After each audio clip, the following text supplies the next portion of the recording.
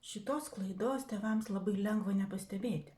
Bet kai pasakysiu analogiją, puikiai ją suprasite. Ir sužinosite keistenybių, kurių papasakoja auklės.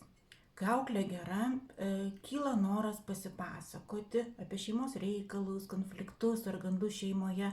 Bet to atrodo juk namai, tokia jaukia atmosfera, čia elgiamės kaip su draugais. Tačiau reikia suprasti, kad auklė jums nedraugė. Nepasakokit jai apie intimius reikalus, apie asmeninės santykių peripetijas. Be abejo, informuokite, kas susijęs su vaiku, aptarinėkite neutralius klausimus, bet neliežuvaukite. Įsivaizduokite įmonės vadovę, kurie ateina pas jūs, vadybininką, ir pradeda pasakoti apie savo mėnesinės.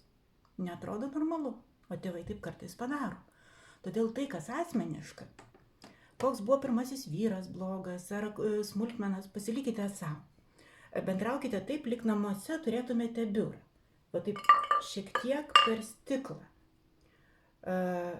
Taip pat, jeigu turite kitų įpročių, pavyzdžiui, namuose vaikštote neapsirengę, auklę perspėkite iš anksto. Taip pat ir agentūra turėtų žinoti, jei šeima nudistai arba neužsidaro durų tualete. Viena šeima tokių durų net nebuvo išsirengusi. Norėtumėte daugiau patarimų? Pasekite mano profilį. Susitiksime.